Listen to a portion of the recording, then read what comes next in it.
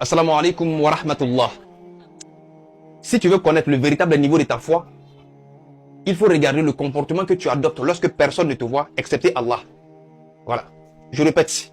If you want to know, si tu veux réellement détecter ou connaître le véritable niveau ou le level de ta foi, il faut analyser et observer le comportement que toi-même tu adoptes lorsque personne ne te voit. C'est-à-dire, quand tu n'es pas en présence des gens, lorsque tu es seul et il n'y a qu'Allah qui t'observe en ce moment-là. Pourquoi? Parce que c'est en ce moment-là que la véritable piété se détecte. C'est en ce moment-là que en fait la véritable foi se manifeste, si réellement tu as la foi. Tu vois? Parce que si tu veux te baser sur le comportement que tu adoptes en présence des gens, c'est pas évident. Là, tu risques de faire un faux calcul en fait. Pourquoi?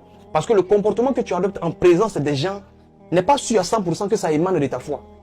Tu vois un peu, non? Voilà. Ça peut être le cas, hein, mais c'est pas sûr à 100%. Et tu risques de faire un mauvais calcul. Parce que lorsque tu es devant les gens et que tu poses des bonnes actions, il y a trois hypothèses qui s'élèvent. La première hypothèse, ça peut être par foi, il n'y a pas de problème. Deuxième, ça peut être dans le but de laver ton image. Ou troisième, ça peut être par ria, par l'ostentation. Est-ce que tu vois un peu? Voilà. Il y a trois hypothèses qui s'élèvent.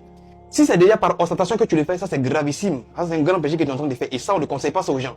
Si c'est dans le but de laver ton image, c'est pas mauvais en soi. Parce que l'être humain, même de nature, là, on n'aime pas la honte. Voilà. On n'aime pas que les gens aient une mauvaise image de nous.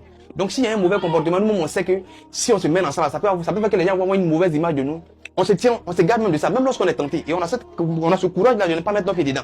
Tu vois. Et c'est pas mauvais tant que l'objectif, n'est-ce pas, n'est pas de te vanter ou même encore pour montrer aux gens que tu es bien. Mais l'objectif, n'est-ce pas, c'est de ne pas salir ton image. Et ça, c'est pas mauvais en soi.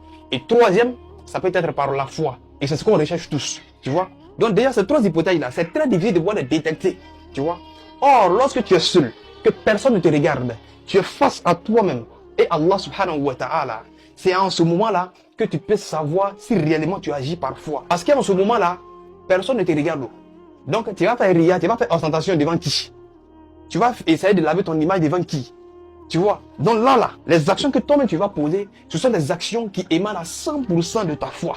Tu vois? Et c'est à partir de là que tu peux réellement détecter si tu as la foi ou même si ta foi atteint quel niveau, mais quel niveau. Et là, c'est très facile même de détecter. Tu n'as pas besoin vraiment de t'embrouiller. Or, devant les gens, c'est un peu bizarre. Tu vois, non? Et c'est pourquoi il peut arriver que, devant les gens, tu as cette facilité-là de baisser le regard lorsque tu vois quelque chose de haram. Mais à la maison, tu regardes des bêtises plus pires que ça.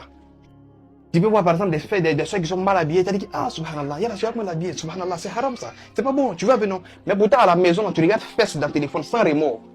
Et tu vois un but. Pourquoi? Parce que devant les gens, tu veux pas que les gens aient une mauvaise image de toi. Donc ça peut te pousser à agir de la sorte. Or, à la maison, tu fais plus pire que ça.